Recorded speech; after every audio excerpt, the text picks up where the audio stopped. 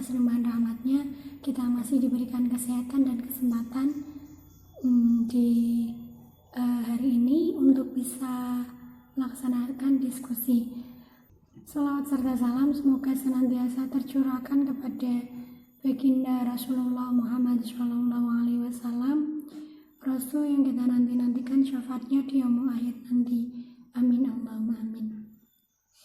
Sebelumnya, perkenalkan, nama saya Siti Rumini. Saya dari perwakilan dari kelompok 13 yang terdiri atas 3 mahasiswi.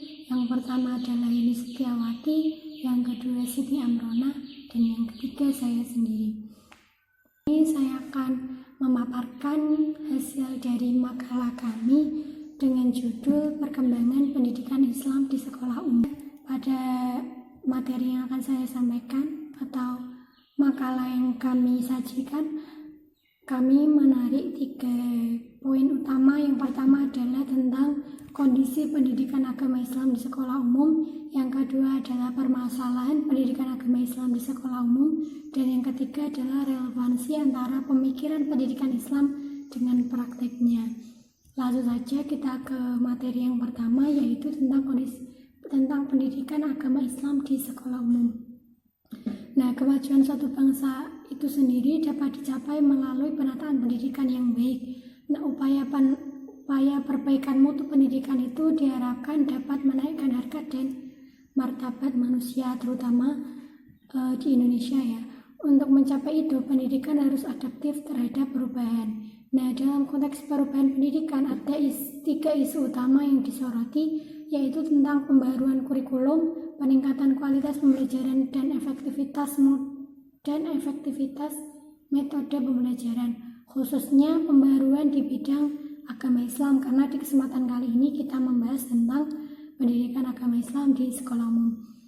Nah, pendidikan agama Islam itu sendiri pun hadir sebagai upaya sadar, terencana, dan untuk menyiapkan anak didik agar mengenal, memahami, serta menghayati, mengimani, dan juga bertakwa, serta membentuk pribadi yang berakhlakul karimah, serta mengamalkan ajaran agama Islam dari sumber utamanya, yaitu kitab suci Al-Quran. Mutu itu sendiri sebetulnya sesuatu yang memenuhi harapan-harapan kita. Artinya kalau pendidikan itu bermutu, hasilnya memenuhi harapan-harapan dan keinginan-keinginan kita. Kita bukan hanya menjadi pengelola, tetapi juga sebagai pelaksana bersama semua pemangku kepentingan termasuk masyarakat dan juga orang tua. Nah, itu tadi tentang pendidikan agama Islam di sekolah umum. Kemudian materi yang kedua yaitu tentang permasalahan pendidikan agama Islam di sekolah umum. Yang kedua adalah permasalahan pendidikan agama Islam di sekolah umum. Dalam kenyataan pendidikan agama Islam di sekolah, ternyata masih banyak hal yang belum mencapai harapan atau memenuhi harapan. Misalnya, ketika seorang guru memberikan pendidikan agama Islam kepada peserta didik, tentunya tidak hanya ingin supaya peserta didik itu mengerti, tetapi juga dapat melaksanakan praktek-praktek ajaran Islam dengan baik yang bersifat pokok untuk pribadi maupun bersifat masyarakat. Karena di dalam pendidikan agama Islam bukan hanya memperhatikan aspek kognitif, tetapi juga nilai sikap dan juga keterampilannya. Nah, penjelasan pendidikan agama Islam di sekolah penuh dengan tantangan karena secara formal penyelenggara pendidikan Islam di sekolah hanya 2 jam per minggu. Jadi, apa yang bisa mereka peroleh dalam pendidikan yang hanya 2 jam itu tentunya sangat kurang bagi peserta didik maupun para pendidiknya.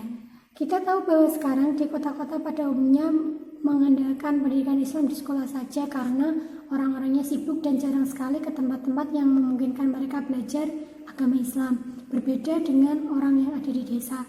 Biasanya masih terdapat sekolah diniyah, madrasah, atau seperti pondok ngaji yang kecil-kecilan di musola dan juga di masjid.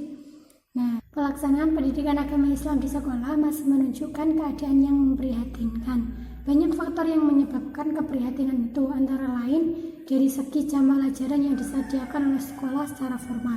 Rata-rata pendidikan agama Islam hanya disediakan sebanyak 2 jam pelajaran per minggu untuk mendidik agama. Coba bandingkan dengan mata pelajaran lain yang sampai dengan 4-6 jam per minggu. Implikasinya bagi peserta didik adalah hasil belajar yang diperolehnya tentu sangat terbatas. Sedangkan implikasi bagi guru itu sendiri adalah guru dituntut untuk melaksanakan kewajiban penyelenggaraan proses pembelajaran sebanyak 24 jam per minggu.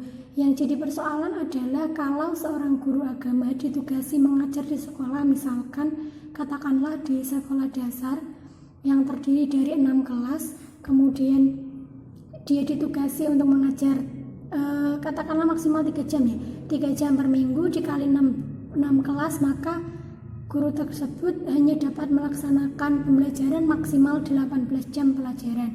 Berarti guru tidak memenuhi kewajiban sesuai dengan tugas yang diberikan oleh pemerintah, yaitu 24 jam. Nah, implikasinya kepada guru tersebut tidak berhak memperoleh tunjangan-tunjangan sebagai guru karena kewajiban mengajarnya belum memenuhi syarat yang sudah ditentukan oleh pemerintah. Tuntutan itu harusnya benar-benar diperhitungkan karena pemerintah memberikan dan menaikkan tunjangan-tunjangan bukan hanya gaji kepada guru yang melaksanakan tugas kewajibannya sesuai dengan jumlah jam pelajaran yang sudah ditentukan. Materi yang ketiga adalah relevansi antara pemikiran pendidikan Islam dengan prakteknya. Kerusakan yang lama ada pada pola pendidikan di negara barat sepatutnya ditinggalkan oleh kaum muslimin. Kerusakan tersebut timbul dikarenakan tidak adanya muatan rohiyah dalam penelitian dan pengembangan sains dan teknologinya, sehingga dampak yang bisa dirasakan pola pendidikan tersebut menghasilkan output pemikir dan bersikap berdasarkan prinsip materialisme. Islam diturunkan oleh Allah Subhanahu wa taala melalui Rasulullah Muhammad SAW tidak sekedar melakukan perbaikan akhlak, namun lebih jauh lagi. Turunnya Islam menjadi penyempurna dari semua agama yang ada dan memuat semua tata aturan kehidupan secara paripurna atau sempurna.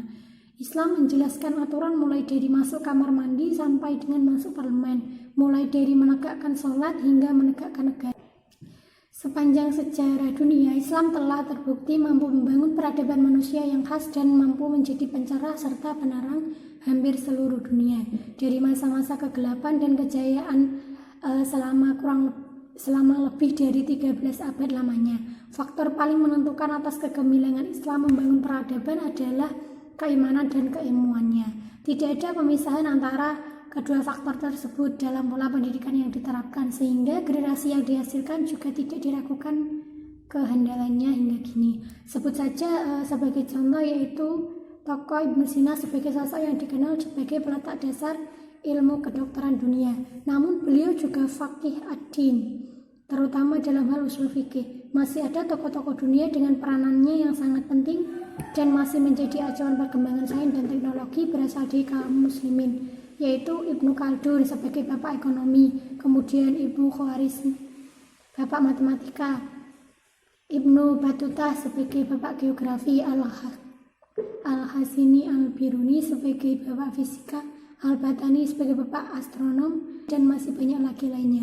Mereka dikenal tidak sekedar paham terhadap sains dan teknologi, namun diakui kepakarannya pula di dalam ilmu dinia. Kalau begitu, pola pendidikan seperti apa yang mampu mencetak generasi Islam berkualitas seperti tokoh-tokoh tersebut? Penting kiranya menyatukan persepsi tentang pendidikan sesuai dengan kaidah syar'i. Nah, mempersiapkan generasi Islam untuk menjadi orang alim dan faqih di setiap aspek kehidupan, baik ilmu diniyah seperti ijtihad, fikih, peradilan, dan lain-lain, maupun ilmu terapan dari sains dan teknologi seperti kimia, fisika, kedokteran, dan lain-lain, sehingga output yang didapatkan mampu menjawab setiap perubahan tantangan zaman dengan berbekal ilmu yang berimbang. Demikian yang dapat saya sampaikan. Kesimpulannya adalah pada dasarnya pendidikan agama Islam di sekolah mempunyai fungsi untuk pengembangan keimanan dan ketakwaan kepada Allah, serta untuk membentuk akhlak karimah, penanaman nilai ajaran Islam sebagai pedoman mencapai kebahagiaan hidup di dunia dan juga di akhirat. Nah, segala urusan dunia jika solusinya diserahkan pada hasil pemikiran manusia tanpa melibatkan hukum-hukum Allah di dalamnya, maka solusi tersebut tidak dapat menuntaskan masalah. Atas segala salah kata saya mohon maaf. Wallahu muwaffiq ila aqwamit thoriq. Wassalamualaikum warahmatullahi wabarakatuh.